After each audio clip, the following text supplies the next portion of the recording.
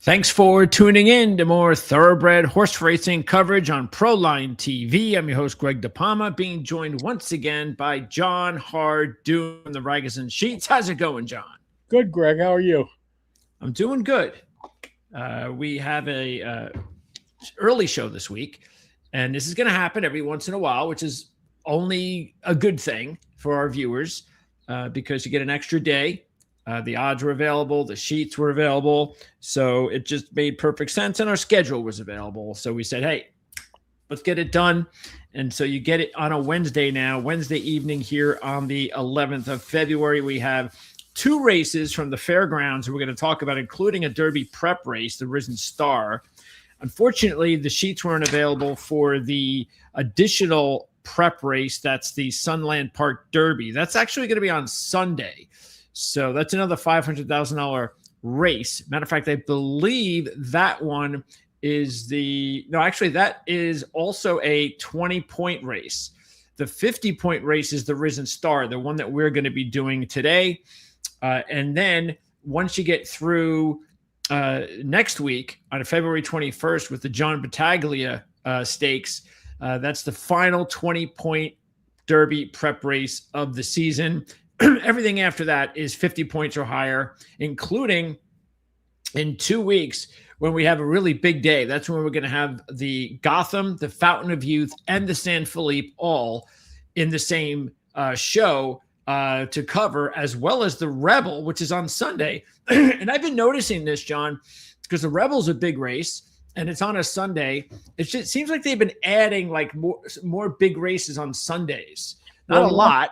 But now that football season is over and there's no college football on Saturdays, so they're moving these races to Sunday, which is good. I guess you'll have to compete with March Madness soon. But in the interim, they might as well, run them on Sundays. Why split not? It up. Yep. Nothing wrong with that. Yeah, because the Rebel, it's kind of interesting that all of those 50-point races are $400,000 purses, basically, except the Rebel, which is a $1.25 million race. It just sticks out. Well, that's Oakland. They did that last week, too, with the last time they had the race at Oakland a couple of weeks ago. They made it $1 million. Also. The Southwest. Right. Yeah. Yeah, and we're going to get into that because last week there were 4 Derby prep races, including the race, the Withers. That was the race, John, that you hit with that 12. Was it 12-1 long shot? Yeah, 13-1, I think. 13-1 long shot. That was a horse by the name of Talk to Me Jimmy. Rudy Rodriguez horse. Yep. He dominated wire to wire, held off the 3-2 favorite, Schoolyard Superman. So it was really a dominating win. Those are the ones that are awesome, not just the wins from long shots, but when you go wire to wire, basically, that's as good as it gets. Well, Aqueduct's been playing very speedy. Even today was their first day back since all the cancellations. And whoever made the lead for the most part won. And the track was playing that way on Saturday. That was one of the reasons I picked the horse. I knew he's going to be on the lead, and we were right. So that was the Withers last week, and then also you mentioned the Southwest.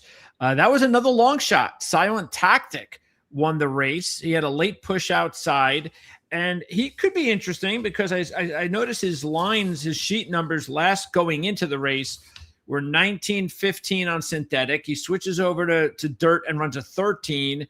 So I guess maybe he ran better than a 13 on Saturday. And if he does that, then he could be an interesting horse to keep an eye on, even though he was a big long shot that day.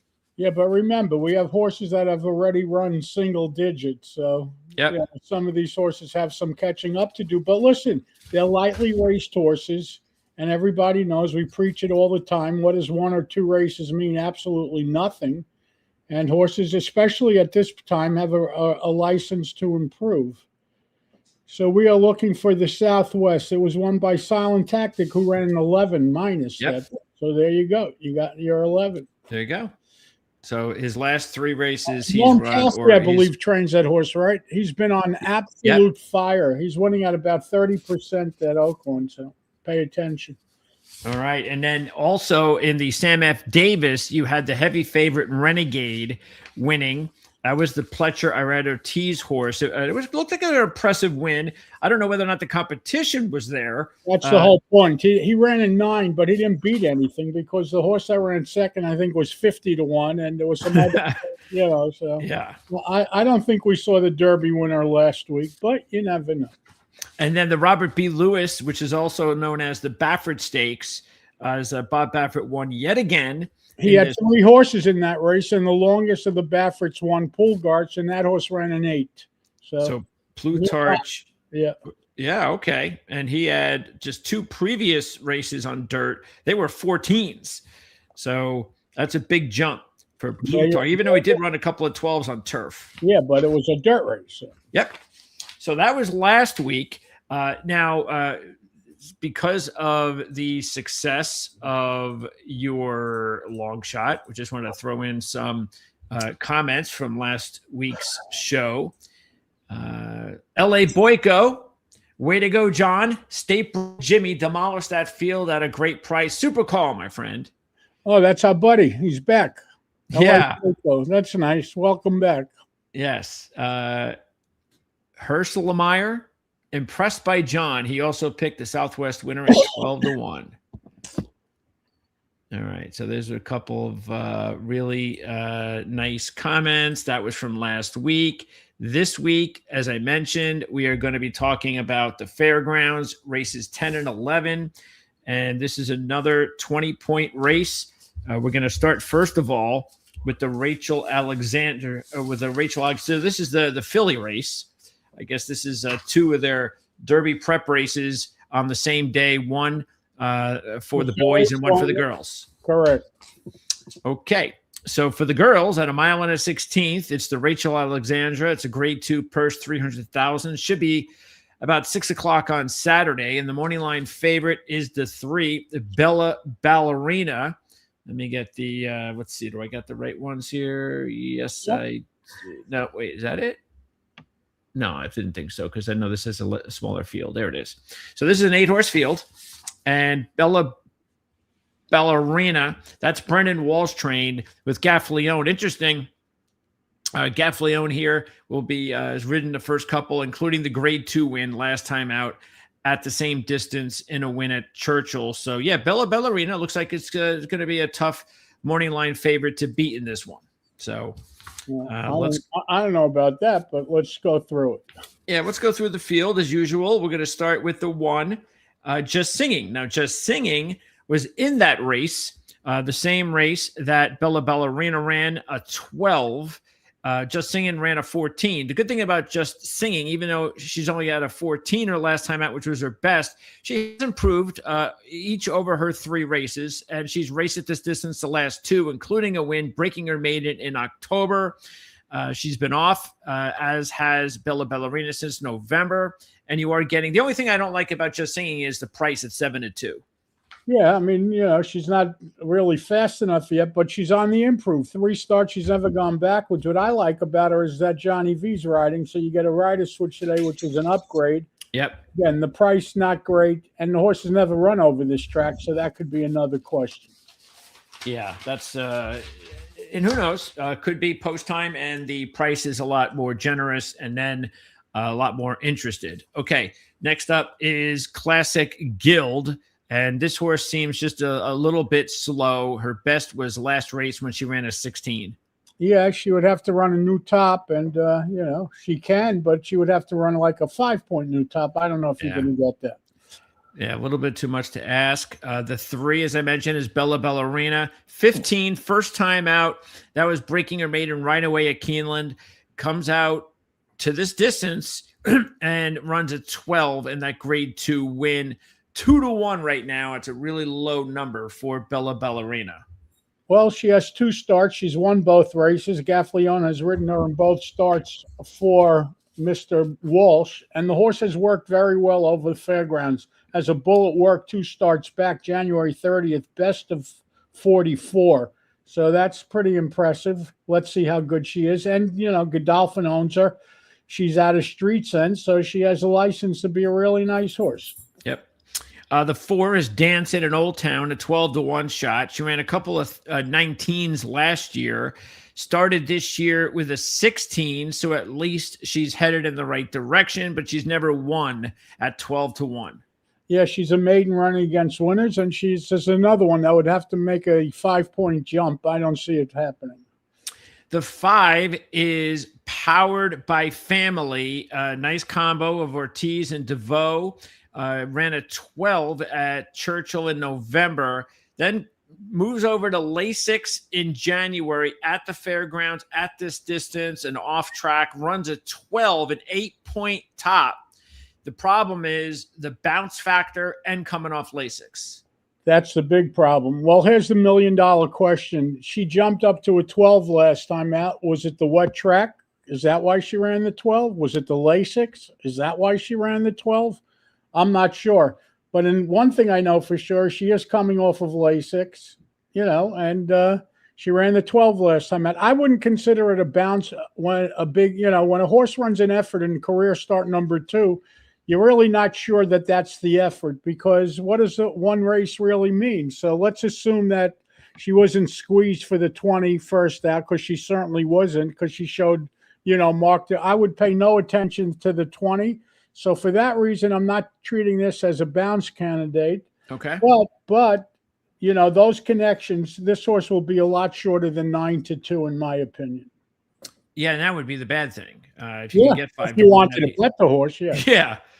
Now, again, it could be off on Saturday, the track, and maybe that'll favor her. Yes, so they're calling for the chance of showers throughout the day. That's true. Okay, now this is a good one, I believe, to take, and that is the 6, Love Your Neighbor.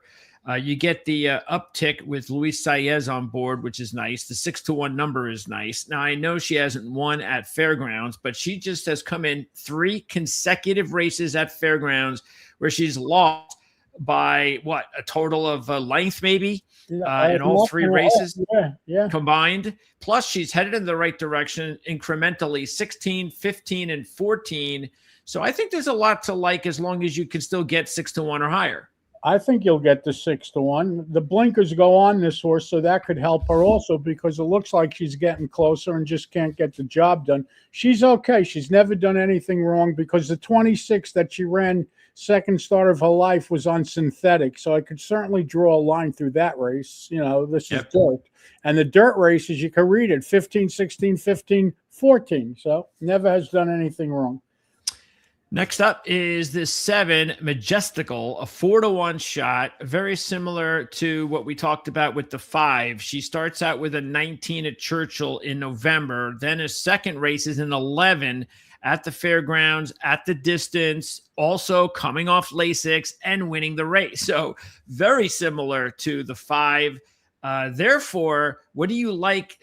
What differences do you see if you had to decide between the 5 and the 7? Because they're also priced similarly. The 7 is actually my top selection. Why I like the 7 better is because the 7 did it as a 2-year-old. He ran the 11. Yeah, I get it. The other horse ran the 12 in the middle of January, so technically it was 2 weeks later. Yeah, I get it. But the problem that I had, the reason I'm going to go to this horse is because Jose Ortiz rode this horse her first 2 starts, as you see. Mm-hmm. He won on this horse last time out, and he also rode the 5. So he's opting for the 5 over the 7. That's why I know the 5 will be a lot shorter price than the 7. I think he may have made a mistake. Listen, who am I to question Jose Ortiz? But his main trainer there is Sherry DeVoe. So that's why I think he went to the 5. Because he rides a lot more horses for her than he does for Peter Uriton. But this horse is going to be longer than the 4-1, I think, and this is going to be my top selection. Yeah, I think you're right, especially because even though Ben Curtis is a good rider, he doesn't have the cachet as Jose Ortiz. Exactly. So, yeah, that looks like the case. Okay, and then the 8 is Agrippina, a 12-1 shot. Unfortunately, Agrippina is the only horse in the field who has yet to go this distance. She ran a 15 in December. That was her second start. She's got some closing capability, it appears. but she just seems to be not only a little bit slow, but again, she's going to have to go the distance, which she's never done before. Right. She's never been 2 turns. She's bred to handle it, but she's breaking from the 8 post. She's lightly raced, only 2 starts, but I don't want this horse. Okay. So again, John, you're going to start with the 7. I'm putting the 7 with the 1, 3, and 5 in exactas. That's Majestical with Just Singing, Bella Ballerina, and Powered by Family. 7 with 1, 3, and 5. Okay, I'm not going to do anything weird. I'm just going to go ahead and do the 3 over the 6 and the 7. So I'm taking the 3, Bella Ballerina. You're a chalk eater. Okay, 3. Yeah, I don't chalk eat very often, but I'll do it on this one. Enjoy it. So, enjoy the chalk. Yeah. Let's now move on to race number the 12. big one, Risen Star. Yes, this is definitely the big one of the weekend. And this is going to, of course, be on Saturday. And as we mentioned at the start, we are now talking about the first 50-point Derby prep race of the season. And the morning line favorite here is going to be the 4, Paladin, an 8-5 shot, Chad Brown, Gaffleone combo. So let's get into it. And start, first of all, with the 1, Universe. And Universe, an 8-1 shot. Things were going okay last year. 18, a couple of 14s, and a 12. And this horse was actually running in big races, including a grade 1, finishing 3rd, 2nd, and 2nd. Something happened, though, her first start of the year. She was a heavy favorite and just did not run at all. She ran at 20. So can we forgive this horse for that rate? Because you're looking at an 8-1 shot. What happened there? I'll tell you what happened. Well, I say it all the time. It's very difficult to ship into Oakland without a work or a race over the track. And that's exactly what happened. This horse shipped into Oakland last time to run in the Smarty Jones, which was at Oakland. First time at Oakland, and the horse never even worked at Oakland. And McPeak, as well as he's doing, is not doing too good at Oakland. So I could absolutely excuse that race. Okay. So again, 8-1, not bad. Could be an intriguing pick here. Let's now move on to the 2, and this is Golden Tempo, a 3-1 shot. I think this is the second choice. Devereaux and Jose Ortiz, and they are coming off a grade 3 win at the Lecomte. Matter of fact, as my notes say, if you look at the history, 5 of the last 7. Actually, this is not when I want to do that, but I just want to throw this in there anyway. Just so everybody knows, 5 of the last 7 of these races, the Risen Star, have been won by either Brad Cox or Steve Asmussen. So we're going to get to those 2 trainers in a little bit. But what I did want to also mention is half the field was in the grade 3 Lecomte at Fairgrounds last month. And that was won by the 2, Golden Tempo. So well, Golden Tempo is 2 for 2. He's never lost. And again, here's Ortiz going to Sherry DeVoe. Again, I told you in the last race that she's the main guy he rides for or whatever. So, he went back to this horse, and this horse is fine. He hasn't done anything wrong, but you could forget about him being any sort of a price. Nope. Because he went off 2-1 last week, beating most of these same horses. So why are they going to come back and play him? I mean, why are they going to bet against him this time? Yeah, this is it could end up being the favorite. It's possible. So, well, I'm betting against him, but go ahead. Let's continue. Okay, the 3 is Carson Street, another 8-1 shot. You got Walsh, trained horse. Unfortunately, this horse looks a little slow. 4 straight 15s. Yeah, it's what we call a flat line. He's really not getting better, and as a 3-year-old, you're supposed to get better, but all he did was equal his 2-year-old numbers. So, he's not long enough. I don't think so. The 4 is the morning line favorite, Paladin, and Tyler Gaffleone is going to be on board. There's no Pratt. I'm not sure where he is. Do you know where he is? He's probably riding somewhere else. Yeah, I would guess. Last week on Thursday, he was in New York. On Friday, he was at Oakland. On Saturday, he was at Tampa. And on Sunday, he was at Santa Anita. 4 different tracks in 4 days, all on different parts of the country. So does he have like one of those jets with the name Pratt on it? Yeah, well, he's entitled to some time off, I guess. But okay, that'll work, maybe. So Paladin, an 8-5 shot, started out with a 10 as a 2-year-old, which is very impressive. Comes back in December with a 13, but that was a win in the Grade 2 Remsen. Well, okay, so he lost his first race, and who beat him in his first race? Renegade. Well, who was Renegade? Renegade won the Sam F. Davis last week at Tampa, right? So that's a good race, and he got beat by a good horse. He ran a 10 and didn't even win. Then he won his next start at Aqueduct, and he lost his shoe in the race, believe it or not. So, by the way, he beat Renegade in that one. He beat Renegade last time out, but he lost to Renegade first time out by a neck. You're right. So that's good. He lost to him, and he beat him. Yeah, so this is a serious horse. There's no question about it, and this will be the favorite, and rightfully so. Yeah, this is another potential chalk candidate for me. I don't think I've ever done chalk in one show, so I'm going to try to avoid that. Well, you're going to avoid it by betting Chief Honcho. Maybe. Well, yes. I don't know. Chip Honcho is a 6-1 shot. Asmussen, as I mentioned, is one of those trainers that's done well here in this race over the years. Saez is on board for the first time. Did not fare well result-wise in that Lecomte race, but the line is really good. A couple of 14s, a 12 and an 11. So this horse just keeps getting better at 6-1. Well, he's never gone backwards. He's similar to horses that we saw last year. Like I don't know who won last year that never did anything wrong. Do you remember? Journalism? Nope. Who was it? Yeah. There were a lot of them, actually. There were some really good horses last year. That was a good year last year. Yeah. Sovereignty has never gone backwards. That horse was awesome. Yes. But he was running 5s, if you remember. This one's only running, he's down to an 11. So he's got some, but listen, he's 6-1. He was beaten by Golden Tempo last time out. So no one's going to bet this horse over Golden Tempo, but I am, because last time out he broke from the 10 post. He was hung out wide. Now he's drawn with a much better post, and he gets a rider switch. Take nothing away from Paco Lopez. He's terrific, but I like Luis Saez. I think he's going to fit this horse well. Blinkers come off also. So listen, he's the longest price out of the horses that are going in the right direction. That's why I went with him.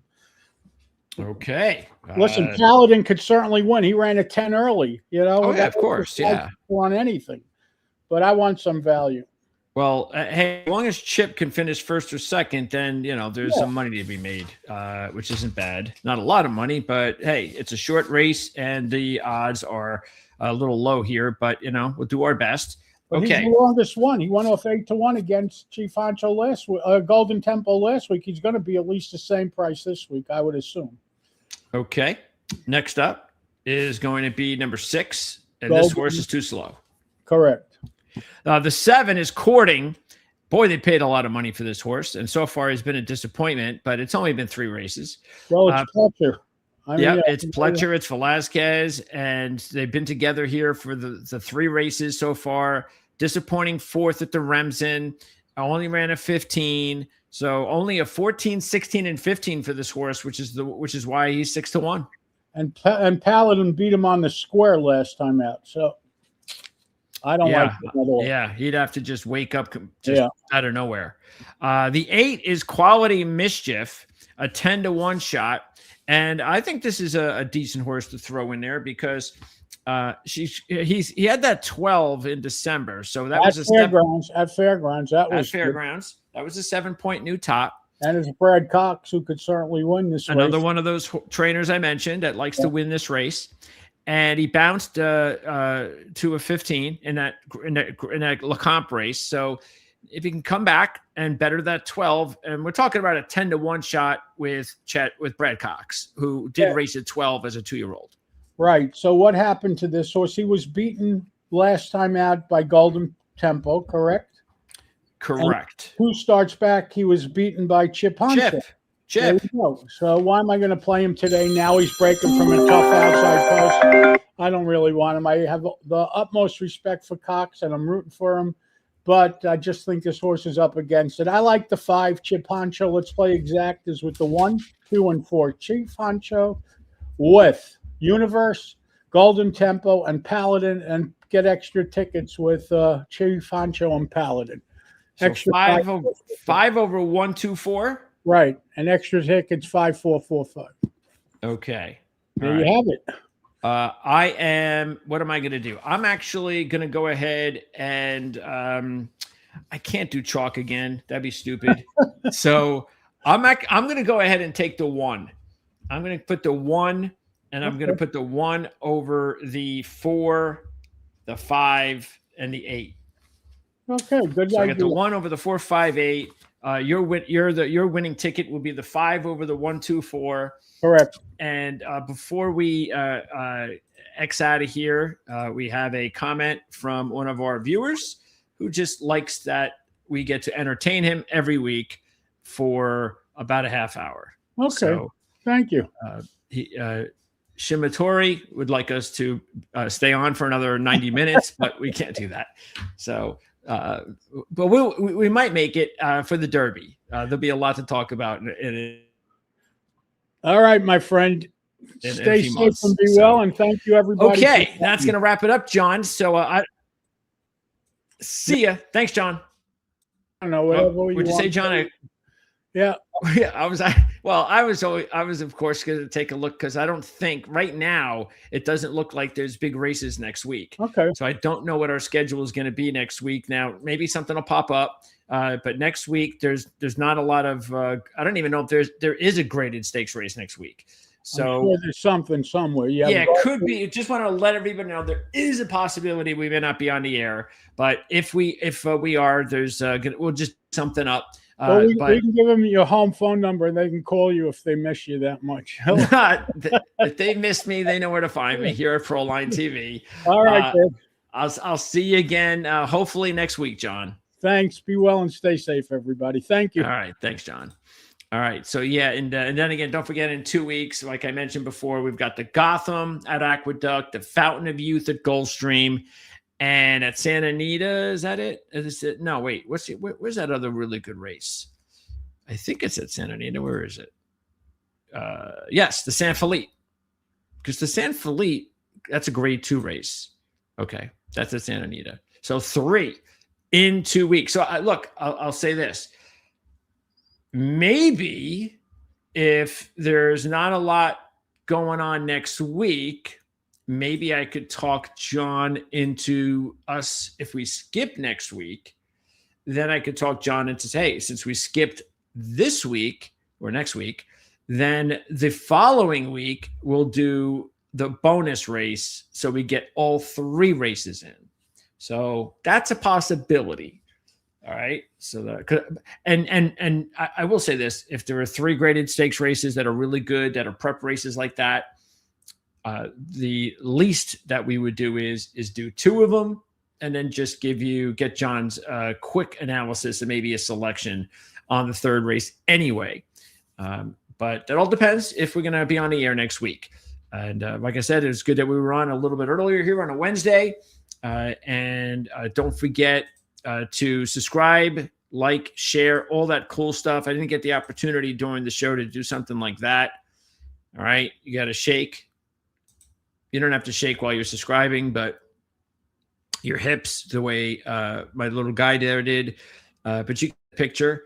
So coming up, once we get through February, boy, things really do get interesting. Because when we're in March, well, the Rebel's in March. Oh, that's right. I forgot. So next week, if we don't do anything in 2 weeks, see, I keep forgetting because it's a Sunday race. It's not just 3, it's 4. We got the Rebel too. So we got the Gotham, the Fountain of Youth, the San Felipe, and the Rebel being on Sunday.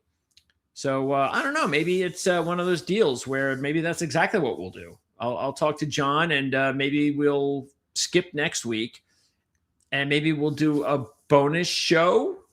Is that possible? Bonus show where we do all 4 races? I don't know. Or we could do 3 and then maybe give you a pick on the 4th, something like that, if we skip next week. Because if we don't, then we'll only be doing 2 races the next week. And I think I'd rather do, I think you'd rather us do 4 big races, wouldn't you? Even if it's just 3 with a pick. I think that's it. But let us know. I mean, this is democracy, isn't it? Let us know. You're the viewers. You talk. We listen. Right? No, we listen. Yeah. You talk. Or vice versa. Whatever works best. So go ahead and let us know what you think about that. If you would rather have us on next week for like the optional claimer and the, I don't know, 2 optional claimers. How about that next week, as far as that is concerned? And then just 2 Derby prep races the next week, or 4 Derby prep races and no show next week. So let us know what you think, because once we get into March, as I was saying, then we've got, after the Rebel, you got the Tampa Bay Derby, then the very next week, Virginia Derby, and the very next week after that, you've got the Louisiana Derby. And once we hit the Louisiana Derby, then it really gets cooking, because after that, and the Jeff Ruby's on the same weekend, because then after that, it's the Florida Derby, the Arkansas Derby, and then after that, it's the Bluegrass, the Santa Anita, and the Wood Memorial. So it's that time of year, everybody. And thank goodness, because football season's over and we need all the really other cool sports going on. And this is why I love doing this and being a part of this. And I really appreciate everybody's positive comments and so forth. And we take the lumps as well, because we can't pick winners every week, even though we try. So, of course, Jon is the one you listen to. I'm just I'm throwing in my 2 cents too, and hopefully you appreciate that. I know a lot of you guys do. The more information that we can give you, the better it is for you guys to make your selections and pick your own winners, and that's what this is all about. Make sure you check the links in the description of this video, because in the links in the description of the video, you will find out where to pick up Jon's packages for races all week long, anywhere. You can take a look at where you can get the sheets and purchase those. You can purchase a race. You could purchase an entire card based on, maybe you want the fairgrounds card for Saturday. You can purchase that, whatever you want to do. But that's where the links are, where you can find out all of that cool information. Thanks again for tuning in right here on Proline TV. Tomorrow, we're back on the air at 1 o'clock Eastern for the Playbook ATS podcast. So we're all together, me, Mark, Jim, Andy. We're going to recap the Super Bowl. We're going to talk about some other interesting things. I know that there are actually, we had some viewers who wanted to know sort of like the background of the 3 handicappers I mentioned. And that's what we're going to talk about. They're going to talk about some things that they've done in their careers. And that's going to be a very interesting conversation we're going to have tomorrow, including Super Bowl talk. And we're going to get into college basketball too. A little bit. Finally, we turned the corner with a little bit of college basketball talk on the Playbook ATS podcast. I will also, schedule permitting, it looks like right now I'm scheduled at 4 o'clock for an interview with Cole Thompson, who covers the Houston Texans. We're going to preview their offseason. So again, that's tomorrow at 4 o'clock Eastern. And then on Friday, the college basketball show, I've been doing that every Friday, usually goes on at about 8 o'clock Eastern time, where I give you some analysis picks on Saturday's games, as well as any championship futures or Final Four futures you should be keeping an eye on. And it's possible, because there's the duels for the Daytona 500 on Sunday, the qualifying duels tomorrow night. It's possible I might do the qualifying Daytona 500 report on Friday. It's either going to be Friday or Saturday. I normally will do it every Saturday, but it's just the first race of the year, and qualifying is on a Thursday when normally it's on a Saturday. I might throw it in there on Friday in a couple of days, but either way, I will be on to talk about NASCAR. If you want to know what we talked about, CJ Radun and I, regarding our picks for the Daytona 500, you can check that show out. You can also catch a link in the description of this video, because we started a contest, a NASCAR contest, where you can compete with us, with myself, with CJ Radun. We have our picks, our fantasy picks. It's $2 to enter. And if you are into NASCAR at all, you can work with us and enjoy the opportunity to just not only compete with us, but hey, you can enter the $25 contest on DraftKings and hopefully use the information that we provide you to try to win a lot of big money on the big contest at DraftKings for NASCAR, the same contest we run for, we're doing a $2 entry fee, which is probably going to be maxed out at $50 or $40. but they have a contest over there at DraftKings, which I think is maxed out at 1.5 million. So you might want to check that out if you're into NASCAR, of course. So that is going to do it. Thanks again for tuning in here for the show. We'll see you again either next week or in 2 weeks, as usual, here on Proline TV. For Jon Hardoon and Greg DePalma, best of luck on Saturday and Sunday if you've got the race at the Sunland, which I like to, which I think is kind of cool to say. It is the Sun